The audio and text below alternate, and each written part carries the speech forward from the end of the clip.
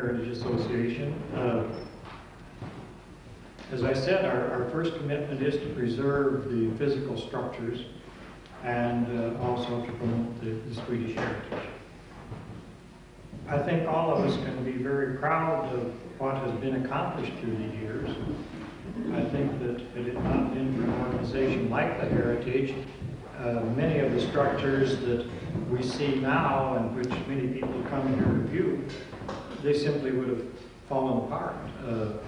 The first thing that the Heritage had to do was to start to stabilize the buildings so that they just really wouldn't deteriorate and fall down. We have now, I believe, accomplished the basic goal of stabilizing foundations, and with Steve completing the roof in the dairy building, we pretty well have stabilized the buildings. Now there's a lot of improvements that still need to be done. A lot of plain maintenance work needs to be done. We need to spread a lot of paint. We finally got the Poppy Barn painted last summer through efforts of Steve directing the work of a bunch of JTPA young people. We're very hopeful of getting some more of these young people here in Bishop Hill next summer, and we'll get some more painting. We know that the hospital building over here needs painting. There's painting that can be done in the steeple building in the store. Hopefully we can get some JTPA young people that could serve as trainees and maybe be here for most of the summer and work under Steve and with Steve so we can get some of this work done. Truthfully, it's no secret, I'm sure, to the board or to you or to anyone that finances are the thing that determine how much work we can get done in the Heritage Association. Our staff is very loyal and dedicated and underpaid. They accomplish a lot. The many people that volunteer their work accomplish a lot. But still, there are limits on what we can do simply as far as finances are concerned. Last year, we did end up in the black. And I'm real proud of that because that's the first time that we've ended up with a black figure for quite a while. I'm speaking very frankly with our members here today. The Heritage is deeply in debt. We owe a lot of money that we have borrowed through the years. The hospital building, you're all aware that that is for sale. If we do sell it, there will be covenants placed on it so that it will always, outwardly at least, remain the same as it is now. If we sell it, it will not be changed. We think that as far as the Heritage, as I said, it's our objective to preserve the physical structures. We've accomplished a lot, and we're not about to sell buildings and see them changed into something that would not meet heritage goals. Frankly, the reason the hospital building has been put on the market is because we see that's one way that we could raise some funds that could perhaps relieve some of our indebtedness. Our debt is very substantial. We still have a mortgage on the hospital building. If it's sold, of course, that would be paid off. We also owe about another $50,000 of money that's been borrowed to operate on in past years. That's a debt we're paying interest on, and we need to relieve some of that burden. Of course, you all know, we received a very substantial grant from the Wallenberg Foundation a year and a half ago. Part of that money has been used already in restoration work in the steeple building. The funds that are remaining from the Wallenberg Foundation are in a special certificate of deposit placed in there to hold those funds, and they will be used. Now, hopefully, there will be enough funds to complete this exhibit that Jan has just mentioned. So, you know, it seems like a lot of money, but those will go for specific things. Other things happen to us over which we have no control. The interest that we pay on our indebtedness, that's an obligation. We just last week got a little bit of a shock because we had our board meeting today, and so we presented our annual budget, which we hope we can live up to. But after the budget was drawn up, then just last week, as an example, our insurance in the buildings, the casualty insurance, the fire and the wind and liability and that, has been running just a little over $3,000 a year. our premium notice now says that that has gone up to over $5,000 a year, a $2,000 increase in insurance premium. We're going to have to do some shopping around or see if we can't do something change it. But these are some of the things that happened to us. The south end of the dairy building, a lady by the name of Nancy Hazelgrove, an artist, was looking for studio space, and she came down to Bishop Hill. She's familiar with Bishop Hill. She would like to have a studio here. So we worked out with her an arrangement where she was going to lease the south end of the dairy building, which she did. Last week, she called. She's injured her back. She's flat on her back. She can't do anything. And so she asked, could she cancel her lease? So there's a source of income that we've lost. We feel sorry that, that she's injured and can't function. Perhaps after she's recovered, maybe she'll get back. But those are some of the things that happen to us over which we have no control. Now, I'm going to open it up for questions. Any of you have any questions you'd like to? As I said, it doesn't take a smart man to start a meeting on time, and I started 10 minutes late, and I see that it's 10 minutes past the time that I was to be done, so we're just about running on schedule. So if there are no further questions, we'll go on with the afternoon. As I say, if you have questions in mind, when it's over, we're drinking coffee, come on up and we'll visit. This time I'm going to ask Yolanda if she will introduce our speaker this afternoon.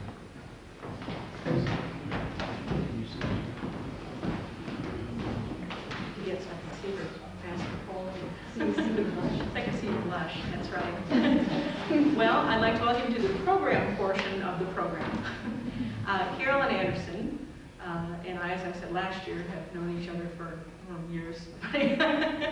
And we were college students together. She's the reason why I ended up in Bishop Hill. She was doing research here, and I would come to visit her and was intrigued with the place, and eventually we kind of changed places. She's now at the Minnesota Historical Society in their exhibits department. She's going to talk to you today about some of the things that she studied in Sweden and here, the kinds of crafts that the people who ended up coming to Bishop Hill Colony did, the kinds of skills that they acquired in Sweden before they came, the kinds of things that they acquired after they came here, and the sorts of attitudes that were involved in those changes. I don't have a title for you, from you for the talk, so I can't do that. I'd like to thank the Illinois Arts Council, a state agency, and the National Endowment for the Arts for funding for this lecture. It's a part of a 5-part series. All of the lectures this year will be on crafts. They'll be spread out a little bit more than they have been all the way. There'll be one more, maybe one in February and 2 in March, 1 in April. We'll be having Kirsten Borson, who wrote a book that some of you may have read. It's called Sing the Cows Home, The Remarkable Dairy Women of Dalarna, about the young women in Sweden who were given the charge of the cattle and goats in the summertime to take them to the summer pasture. They are part of what anthropologists call a subculture of Swedish life that is very old. There's music, there are folk tales, there are folk beliefs that are involved with it, and Kirsten Borson will come and bring information about that. And a large part of her talk will involve music. Wade Nystrom will talk about blacksmithing in the colony. Bill Deach will talk about broom making. And Burla Hunter, who's here today, sitting back here, is going to talk about herbs and herbalism in the colony.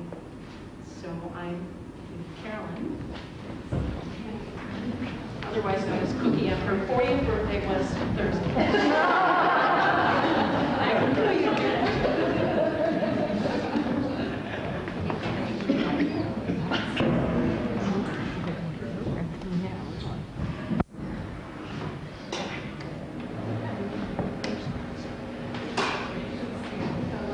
Wait a while. Show these.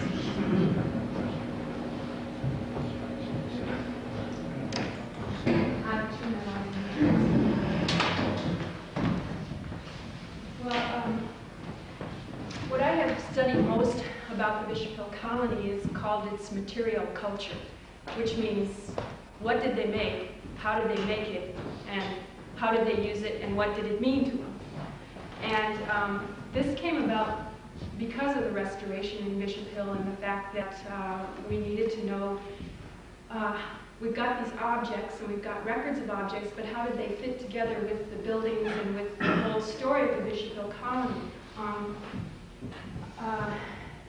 Frankly, the archives also, the papers that are left from the colony, the subject that they had the most about was the material culture, the things that were left and were made during the colony.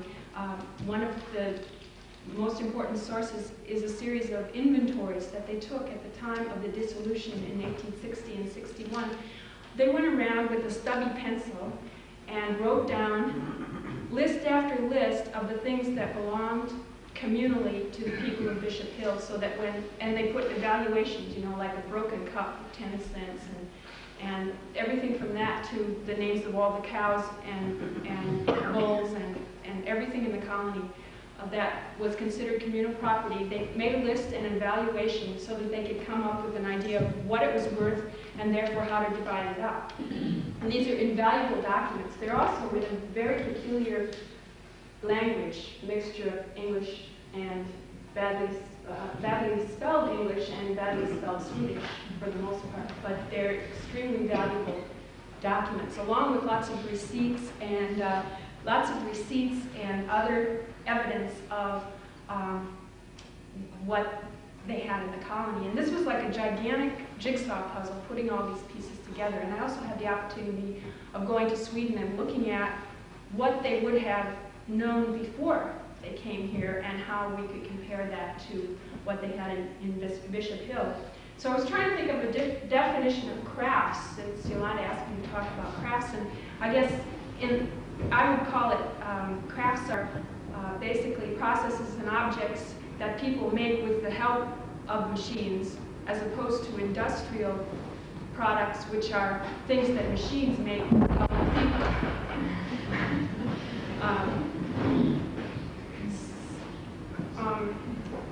The Sweden that the Jansenists left was pre-industrial. There was basically no industry in Sweden in 1845 when the Swedes came over. The farmers were subsistence farmers. They met their own needs for the most part, and they lived in large households that consisted of a man and his wife and his children, and usually his either in-laws or his parents, and a whole bunch of other people who were attached to the household in various ways. They were either owners of the farmsteads or tenants. And in the northern part of Sweden, north of Uppsala, about 90% were landowners, and south of Uppsala it was only about 50%. So many of the people who came from the southern regions to Bishop Hill were not landowners, as opposed to the northern part of Sweden. But they had been also, there were lots of changes going on in Sweden at the time, and the factors working to delocalize the society were also making people more mobile. They traveled around a lot, and they saw new things in the cities and various places, and they wanted those things. But the farmers had very little means of getting cash to buy those things, except the cottage industries and the things that they could produce with their own hands and sell in the marketplaces. So a lot of them became jacks of all trades, and they raised flax to sell, they made butter to sell, they also made furniture to sell, and all kinds of these sort of sideline trades in order to get cash, in order mainly to buy items that reflected a higher status. They bought silver, they bought fancy clothes, none of which were industrial products, but they were all things that other farmers or other craftsmen brought to the markets to sell. And then, you know, you brought your stuff and you sold it, so you got some money so you could buy stuff that you wanted. And this mostly happened in the winters. The various areas had various specialties. In southern Hälsingland, their specialty was raising flax, and also salmon fishing. They fished a lot of salmon and smoked it and took it to the markets and sold it for cash. In northern Hälsingland, which is Delsbo and Forsha, up in that area, they had spinning and weaving, and it was mainly the women who had this specialty, and they wove beautiful, very fine linen and sold that. In Dalarna, their specialties were fur and leather making and painting objects, you know, the fancy floral painting. We'll see some examples of that. But there was also a lot of seasonal migration from Dalarna. It was an area where there was, when a man died, he had to split up his farm among all of the members of all of the siblings, all of his offspring. So therefore, you didn't get much of a piece left, and then one of the siblings would tend to buy out the other ones, and the others were left to sort of find something else to do. And there was a lot of seasonal migration to, like Hälsingland, to work in the off seasons.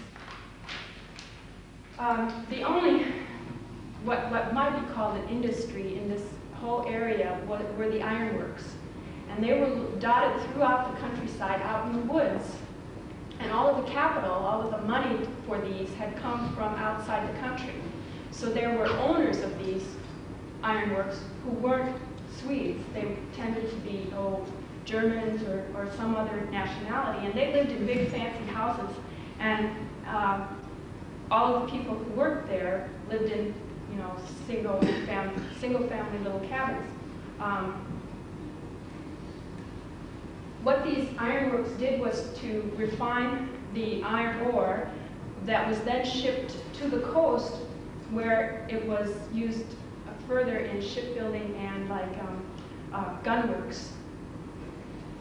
So a sideline industry of that was charcoal burning, because that's what they used for the fuel for the ironworks. So there were lots and lots of these people who were out there burning charcoal. In Hälsingland, it was a major area for linen production. And the major reason for that was an industry that was founded by an Englishman in the town of Floor in the parish of Mo, which is close to the city of Söderhamn. And this was a very fine, they produced damask for the royal table, for example. But what it did was acted as a means for the people in the area to not only weave things to sell to the factory, but also to sell flax to them for use in the factory. So, and we'll talk a little bit about that.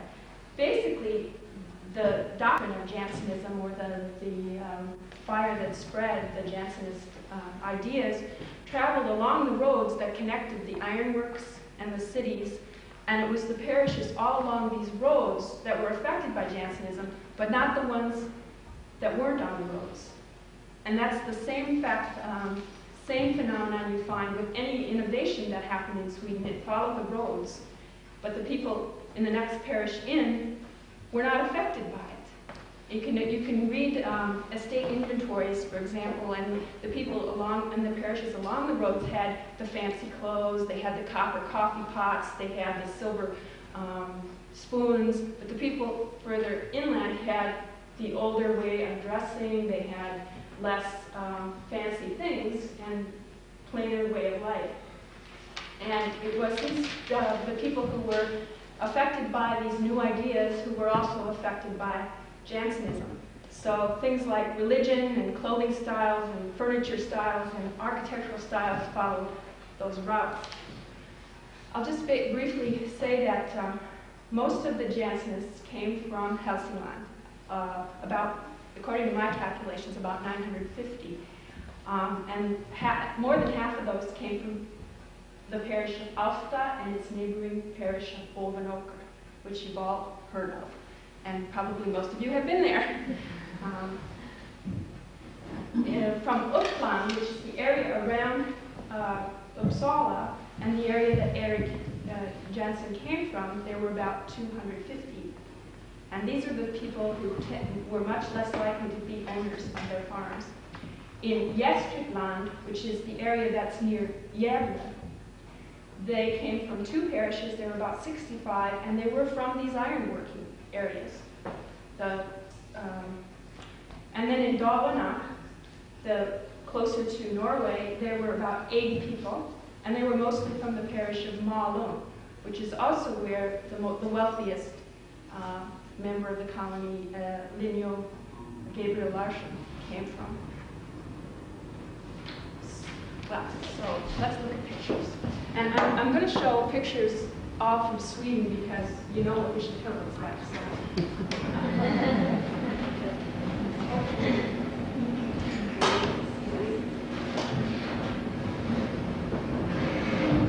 First, I'd like to talk a little about the architecture. The buildings were all of log construction, and the wealthier people, the wealthier farmers, had great big houses, but basically everybody lived in one room, and the big houses were mostly either for entertaining or for show. And of course, it was very difficult to heat those big log houses. So that whole group of families, that whole big family, which would be 12 or 15 people plus their servants, would live in one room, which was the kitchen.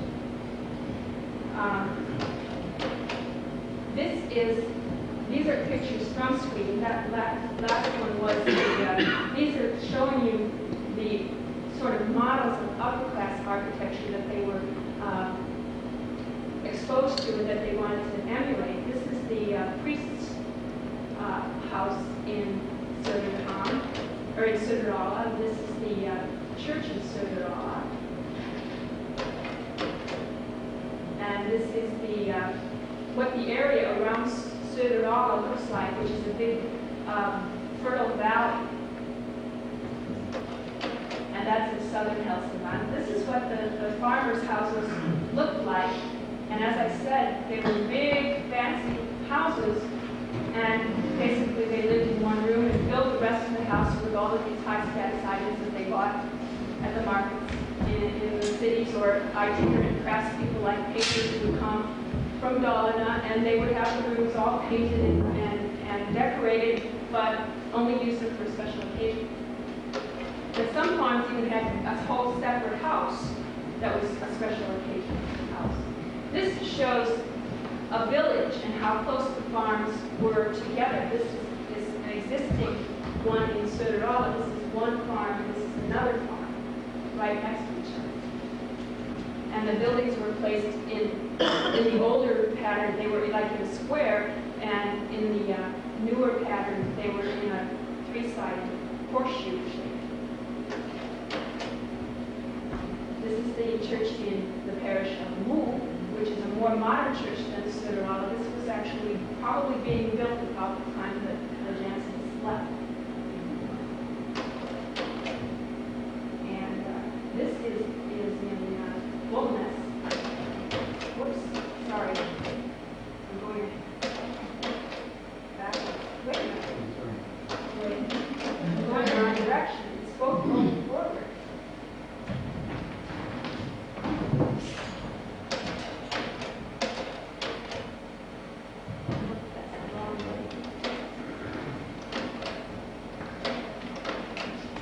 There we go. And this is one of those farmsteads that's there were, like in a horseshoe shape with buildings on 3 sides. And this is what the area looks like in southern Hälsingland. That's the main river that goes through the area. It's called the Ljusnan. And this is in the parish of Delsbo, which is in northern Hälsingland. That doesn't show up too well, but that's a farmstead from which the Stonberg family came to Sweden. This is in Alfta, one of the log houses that were very typical with the painted, decorated porch.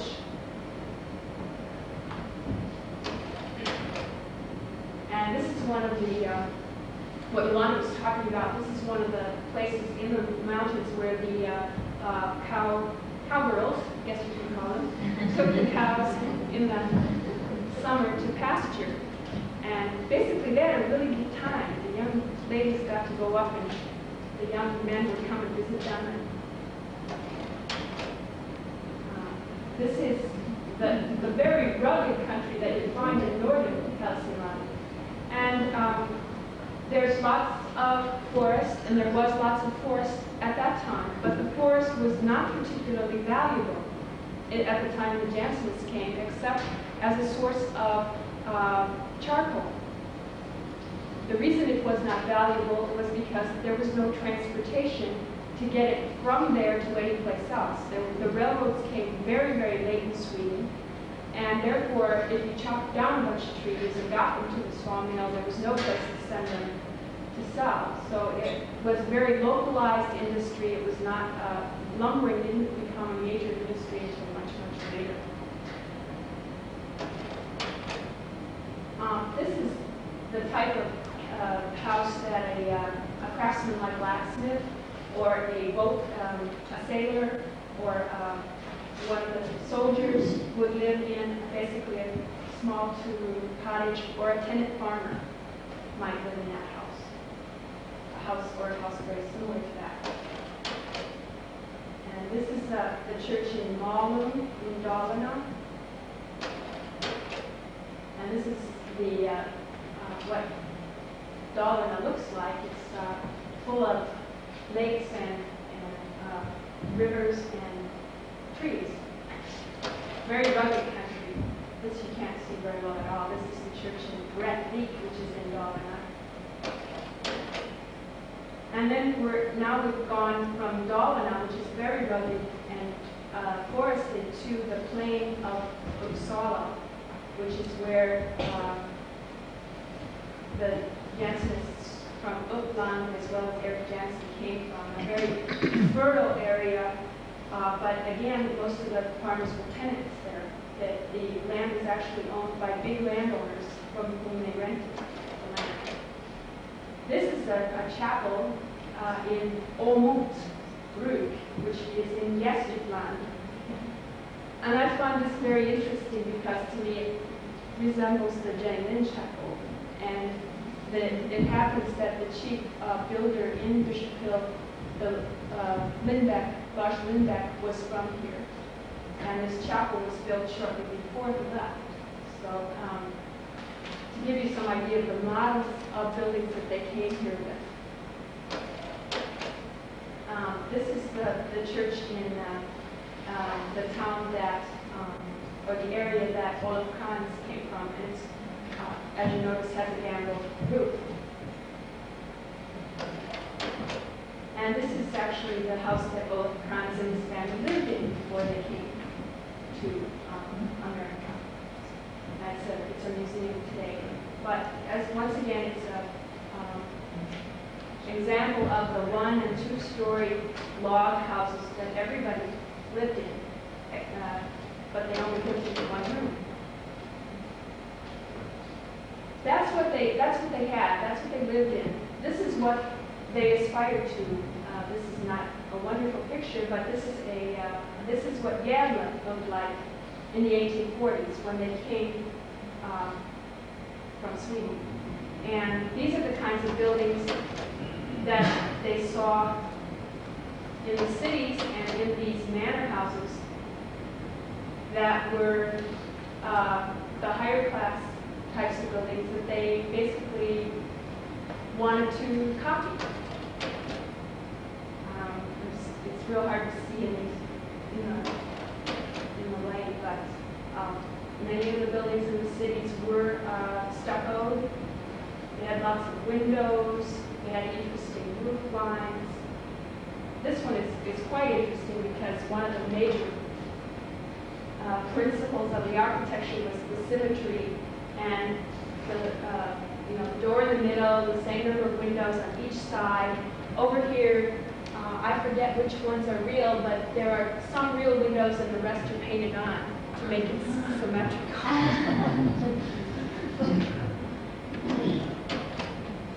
And that this type of architecture, which was called Penguin architecture, was very common with lots of classical decoration. And this happens to be in Söderhamn. These are the kinds of buildings they saw when they went to the market.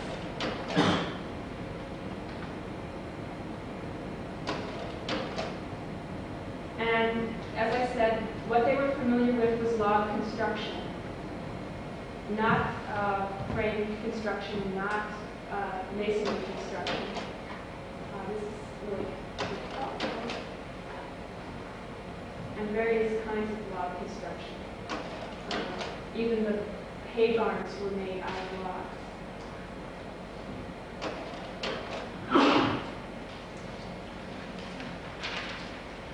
I guess it's very hard to make a generalization about what they brought from Sweden that affected the buildings that they built here, but there are some real striking similarities with the use of symmetry, the use of lots of windows, the use of white trim on red buildings. In Bishop Hill they happen to be brick, in Sweden they were log.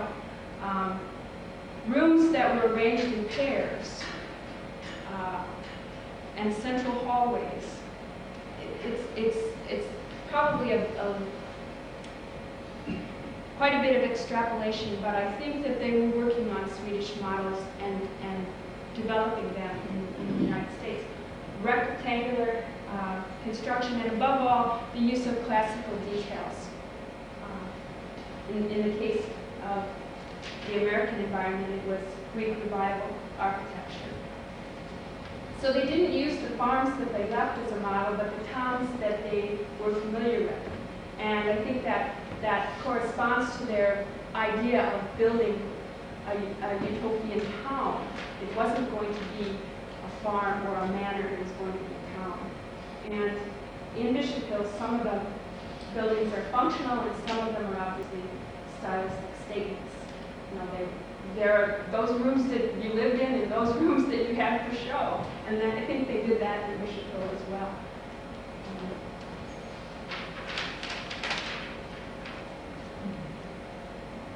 In 1859, well, let me show these slides first of the types of rooms that were found and some of the furniture that was found in Sweden that they had before they came over.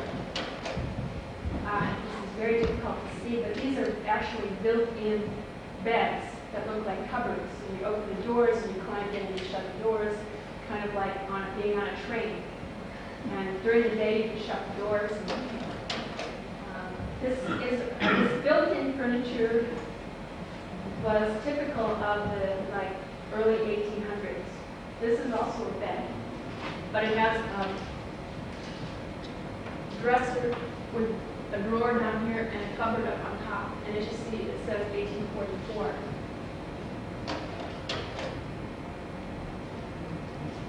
This is a settle or a bench. There's something you probably recognize, a cradle. That's an example of how cooking was done and heating with an open fireplace in the corner of the room. These are sort of examples of the chairs that were typical. Styles of chairs. This is really hard to see, but this one was of particular interest because it bears a striking resemblance to some in Bishop Hill, the hotel chairs. And it just so happens that these chairs were manufactured in a parish in Uppland called Östervåla, and it was a major cottage industry. And when we showed pictures of Bishop Hill chairs to Swedes, they said, oh yeah, those are Östervåla chairs. And they're very, very similar. And this is an interesting one that was on a farm in Delsbo. And it's one that is made on that model to emulate the fancy chair, but it's grain and the cane seat is painted on. And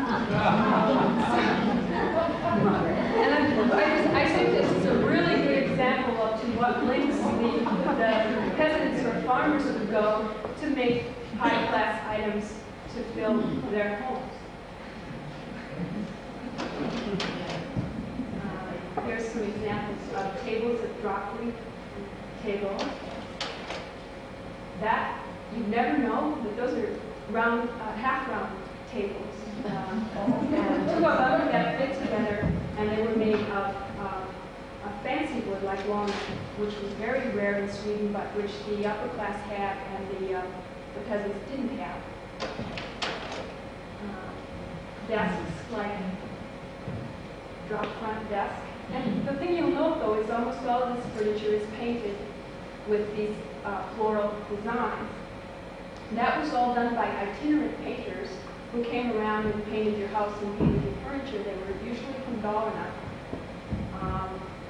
You could buy the furniture probably unpainted, and they would come around and paint it for you. That was going out of style when the Jansens left Sweden. They much preferred the plainer furniture that the higher class people had. Something like this. Those are very common in Sweden. Every farmhouse has at least one. This is an example of a chair and a little slant top desk that's painted. And again, another example of the kind of painting that was done. These are examples of chests that eventually were brought with. There's one very similar to this in your collection from Dalarna.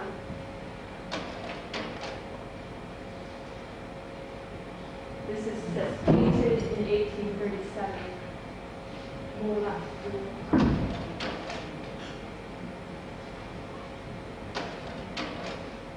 And then cupboards. There were cupboards of every shape and size, and they were filled with items that were high class, like porcelain, silver, glass, and linens.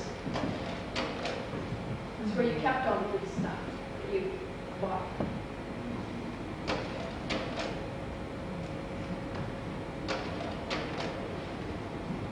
And there were many people have studied this. They can identify the patterns that were used by different painters.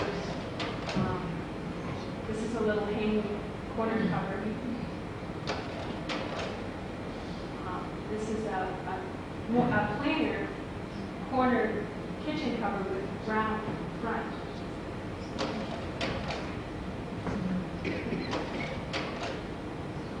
This, however, was considered much higher class than the painted furniture. The grain furniture, which you see is dated 1847, looked much more like the furniture that they would have seen in a house in town or whatever, because it looked like the fancy wood that the higher class people had. These you've seen in Bishop Hill and very few other places in the United States. These pull-out beds. They were bedded very high like this, so that when you opened it up, you pulled out the top mattress for the pull-out part. But these were also used for display. You put this in your parlor, or what they call the fine room, and you bedded it with beautiful linens that were never really used, so that it was seen by people, unless, for example, you had a very prestigious guest, and then you might let them stay in. And then examples of the Mura clocks, which were, again, you didn't make one of these yourself, you bought one, and you had it painted, and you took it home, and you put it in your house as a high-class item. These are examples of the kind of interior decoration. This is in Klokkargården in Österrönland, where a lot of exciting Jansenist events happen. This is a painted up on the ceiling, near the ceiling, a little narrow board, a painted border. This is the kind of painting that you had done when you hired somebody to come and paint in your house. They did. This one is pretty plain, actually, but many of them are more complicated. This is hard to see, but this is a hand-painted wallpaper that was done with stencils. So, And then this is really typical, and you have this Mission Hill static and gray woodwork. This is a picture of the linen manufacturing works in Fluor, which, just incidentally, it closed in 1845, right before the Jansen's left. So that was another economic factor that may have played a role, as well as 2 crop failures in successive years in the Uppsala area. Well, what did they have in Bishop Hill in their dwelling rooms? In 1859, there was an account that said, each household occupies a large room in which the furniture is attractive and comfortable. It mentions that they had rocking chairs, which were not common in Sweden before they came. They caught on very rapidly after 1850 in Sweden, but probably the colonists had not seen a rocking chair. The account mentions that each room had a Bible, and it mentions that the women all had their own spinning wheels. What we know about the dwelling rooms where each family lived in Bishop Hill were that they were square rooms with centered doors and windows, and the fireplace, and there were fireplaces in like the first half of the big brick in the first part of the Bjorken Hotel building. They had the same kind of fireplaces that we saw in that one picture. They were in the corner. But most of the functions of the household were done communally. So basically, they kept their clothing there, and they slept there. The women probably did spinning in the evening, but cooking and eating and laundry was all done communally. So it's really hard to know exactly what those rooms were like.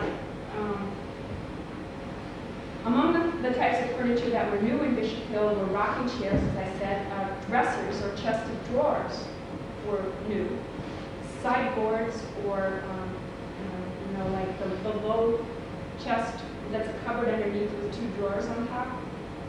Rope beds were something they had not seen before, and the Bible tables, and I think there's a real connection here between the fact that everybody had a Bible and they probably had a table to put the Bible on. But it's very hard to determine in Bishop Hill what they produced for sale in terms of furniture and what they were using in their own rooms. And also what was produced that was mainly functional for the colony. Like they needed big tables for the colony dining rooms, and they needed work tables at various places. So from what we have left, they weren't, labeled, this is a work table, this is this was used in somebody's house. We don't know where they all came from.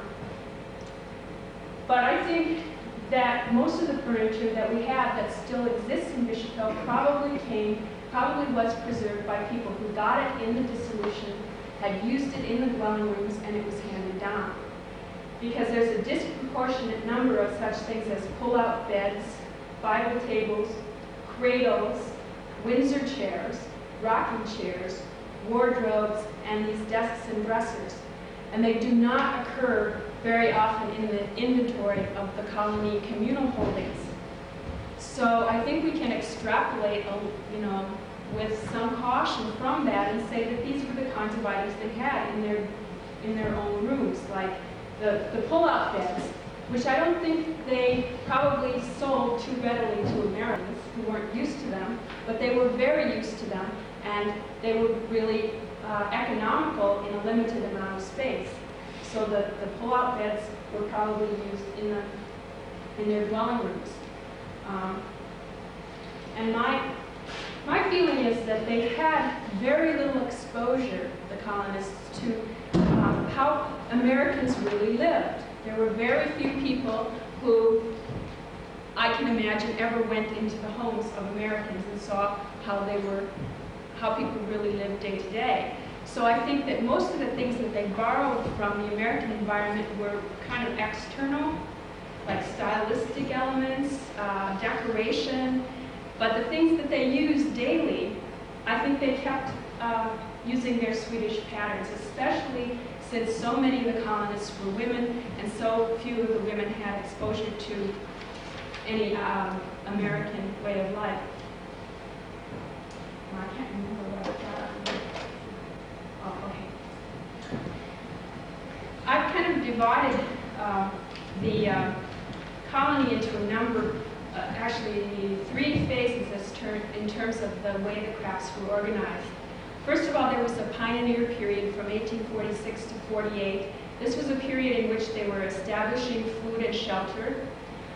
There was a very high cost for everyone in terms of not just human life, but the resources that had to be used to buy land and to feed and clothe everyone. In addition, they needed cash to buy food and goods and services because they were in the middle of a wilderness. How were they going to get food when they had hundreds of people arriving in the fall and winter? One of the things that the records indicate is that they had quite a number of tailors and shoemakers, and these were highly trained craftspeople. These are the exception to the rule. They were really trained and practiced as specialists in Sweden. What they did was they remade lots of clothing for sale, and they took things like the linens that were brought with from Sweden, they remade them into towels and shirts and things that could be sold. They remade, the shoemakers made shoes. There's a very interesting account that these women from, the Stoneberg women from Forsha had brought these beautiful silver shawls, or silk shawls that they wore as part of their church-going dress in Sweden. They were remade into bonnets to be sold. So they basically were scrambling in those early years to find anything to sell to get cash to buy what they needed. Then the men were sent out, various men were sent out as peddlers around the countryside to sell this stuff to people. There was also the beginnings of the linen production at this time. The first flax crop was in 1847, and the other industry that was getting off the ground, or other craft that was really taking hold, was tanning. Tanning of hides. They bought animals or skins from around the countryside so that they could be tanned and made into shoes. And you had to pay like $5 for a pair of shoes at that time, which was, a lot of money. Then from 1848 to 1854, this was like the experimental and adaptive phase as far as crafts were concerned. There was a local barter economy. They made things that were needed by the local people who brought things in trade for them. They brought in things like rags that the colony could make into rugs. They brought in hides that could be tanned. So they traded what they could spare for the goods that the colony offered. And there are many record books of purchases of clothing, cloth, of shoes, the colony would make anything for anybody if they could sell it. And they provided lots of services like repairing of plows and repairing of anything. Virtually anything you brought in that was broken, they'd find somebody to fix it, and they'd charge you some money for it. At this time in this area as a whole, there were no real industries because of the limited transportation network, so that there were these cottage industries that produced goods that people would buy. But the colony needed cash to buy the materials and the equipment to do this, and they needed to go to the cities to do that. There's a wonderful letter that Eric Jansen wrote in 1850 from St. Louis, in which he says, "You should make wagons, as many as possible, since I have sent home iron for about 30. Slippery elm bark should immediately be taken and milled to be shipped in half barrels. As soon as possible, plows should be made, speedily to be sold. 2,000 rugs can be sold in this city, and all this witnesses to the fact that you ought not work in vain." And after that, of course, there's a long religious diatribe that follows. But, so they made wagons. They filled them with other stuff that they had made. They drove them to the city. They sold all that stuff so that they could buy equipment and materials that they needed. At this time, during 1848 to before, the linen industry really took hold in the colony. As I said, there was this linen factory in Fleur that provided all sorts of models for improvements. The spinning jenny was introduced. There was a scutching mill invented. In the Bishop Hill colony, from 1847 to 1852, they produced over 130,000 yards of fine linen and over 22,500 yards of carpeting. But it was very labor intensive because you have to grow the flax, then you have to prepare the flax, then you have to spin the flax, and then you have to weave the flax. So it was these three sisters from Forsha, the Stoneberg women, and one of their cousins, Martha Boorman, who were in charge of this process, and they were helped out by a young man from Mu, whose father had been a master weaver, and he was the one who built the looms, and especially the one loom they had that would weave damask. They also had a flax mill, and this is one that's in Sweden. It's water driven, and this is hard to see, but this is the water wheel. Down here, the men would sit and stamp the flax, which breaks the fibers. Up here, the women, and it's water driven, and then up here there's a wheel that goes around so that the flax is scutched much quicker. And I've seen this demonstrated. They just take the fibers and whip them into this wheel that's going around, and it happens all very fast. And they built one of these in Bishop Hill. This is the stamp, and then this is the scutching wheel. And the scutching actually takes place between this board and the ones that are going around. And then, of course, it's spun into yarn and woven into the fabrics. There were 8 or 9 looms in the weaving establishment in the colony, and there was a dye house down by the water mill, which was in charge of a young woman who was Jonas Olsen's daughter, Barter Olsen, who did dyeing. And although these women were very skilled in weaving fine linen, it was the coarser fabrics for sheets and towels and trousers that was more in demand in the United States. And also carpeting made from rags, which was, however, not common in Sweden before they came over here. You didn't put something that could keep you warm on the floor. They did make rag coverlets and things like that, but they didn't walk on them. They put them on the bed and helped to keep you warm. When they came here, of course, there was an industry, a rag carpeting industry going on in this country, and they immediately capitalized on that, and little old ladies sat all day and sewed rags together, and then they were woven. When you make heavy wool, then you felt it and it becomes very dense.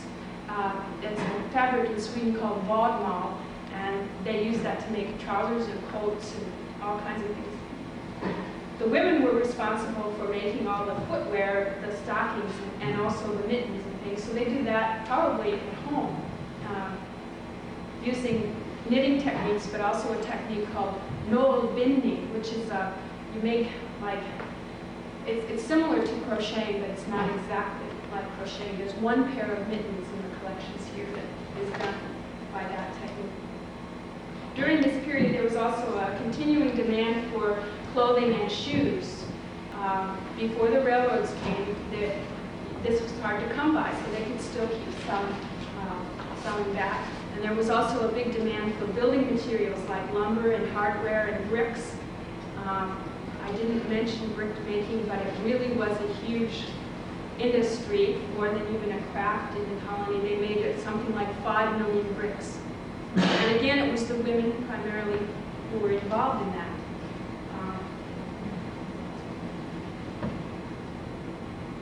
Blacksmithing was a major industry in the colony, more so than even a craft. They made plows and carriages and wagons, and of course, in addition to blacksmiths, that required carpenters and wheelwrights and painters to do to make wagons. And as I said, this is another good example of how most of what we have left from the colony is what I think are the things that were used domestically rather than the things that were really part of the larger craft picture, because we don't have a single wagon or even a piece of a wagon, yet they made hundreds and hundreds of wagons. One year, according to one of the wagon makers, they made 100 wagons, and they sold one to the Shakers that year, a carriage for $400. What I'm saying here is that blacksmithing was not an ornamental craft. What they did was heavy-duty work as part of a larger industry of wagon and carriage and plow making and that sort of thing. But a good example of probably what ultimately went wrong with the Bishop Hill colony is that in order to get the raw materials like the iron, they had to go buy that someplace. There are documents that indicate that what they would do they'd get the bill, be $1,000. They'd put the deed down for some of their property as security, thinking that they were going to pay this bill. A few years later, the dealer in Peoria is still holding the deed to this property and offers to sell it back to them for $10,000. And this is what happened again and again and again with colony economics. So they were, it was being caught in the middle of the economic factors going on. In this period that I'm talking about, flour milling was also a very big industry, and it involved a number of crafts. Of course, they built a steam mill, and what they did was you come and bring your grain to be milled, and they would take every 5th bushel as a fee. So then they would have surplus flour to take someplace else and sell and get cash. But it involved a huge coopering industry in the colony because you had to make lots of barrels to sell flour. In 1850, in the last phase, what I call the full-scale community or the town of Bishop Hill that developed from 1854 to 1861, things changed a whole lot. 1854 was the key to this. The railroad came. And there was a radical economic change and the growth of real industries in major urban areas. And they still made wagons and carriages, but they shipped a lot of agricultural products after this time because of the railroad to Chicago, and they started a commercial center in Galva. They shipped, carcasses, meat, butter, all kinds of stuff to Chicago. And at the same time, there was a lot of cheap cloth and a lot of cheap stuff available. It no longer cost $5 to get shoes. You could get shoes from Chicago that were made in a factory. So there was low demand for these crafts. And they switched to one craft as a major industry, and that was broomcorn, which they adopted completely from the American environment.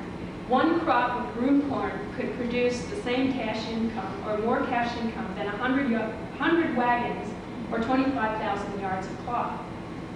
But of course, that also made things they were pretty vulnerable because one year their whole broomcorn crop burned. So they lost the equivalent of that cash income. I think that during this period, they still produced a lot of domestic furniture and clothing. They produced more of that, although they bought in quantity. I think most of their clothing and most of their domestic things were locally produced, and I think it was mainly because they were still operating on the Swedish model. They weren't used to the American rope beds, so I don't think they were likely to use them themselves in their homes and things like that. Let me see what the next slide is. Oh, these are more examples of and these are examples of everyday items that you find in abundance in Sweden. Like this is a mangle board, and what you did was wrap the linen around the roller and angle it with the board.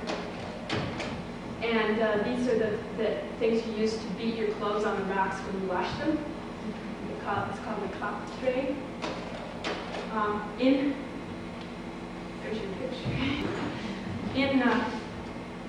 In the colony, you find very few of these types of items, and that's because instead of every household having one of these items, they did everything communally, so there were far fewer of them. There were far fewer rolling pins than if every woman had them, so there are very few examples left. In 1859, this same account of the colony says, their ordinary dress is that of Swedish peasants, only a bit nicer. The tailor made the men's clothing, and a dressmaker went around twice a year to make clothing for the women and children. And of course, their shoes were still made locally.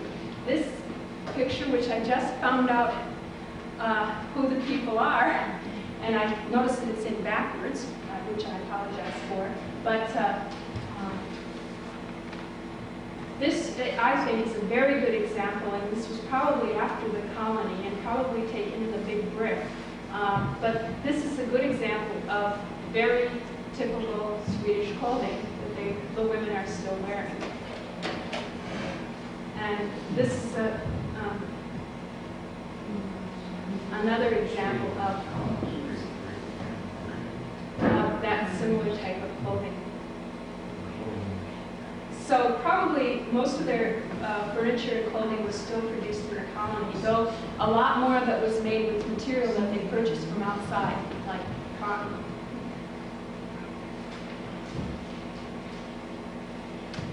The major one of the major points I'd like to make is that the colony developed new ways to earn cash income, but they didn't specialize. Whenever some new way to make cash through some craft was discovered, they just added it to their repertoire of what they did. And how anyone ever kept track of all this, I'll never know. I mean, I don't think there was any organization to it at all. But there's also the point that these were really industries. They were made for production of cash income. The colony had an enormous advantage through the size of its workforce, the scale they could do things on, and also the fact that their resources were consolidated. They could back things financially that other smaller towns with smaller craft industries could do. And I'd like to also stress the importance of the women in all of these crafts, such as brickmaking, linen, and broomcorn. All of the major income-producing craft industries in the colony were mostly done by women. The crafts in the colony brought together people from different parts of Sweden. All of the crafts had craftsmen and craftswomen from different parts of Sweden, and so it acted like an integrating factor in the colony. Otherwise, I'm not sure they would have gotten along so well if they didn't have to work together. There was a constant influx, or there must have been a constant influx of new ideas and technology. I know there had to be people brought in. We do have the example of bringing in someone as a builder, the Van Holtz, the mason who was brought in to help them build. But I really feel that they must have brought people in to show them how to do things. Or they would also bring in models of things to copy. And they must have sent people out to gather information and bring it back.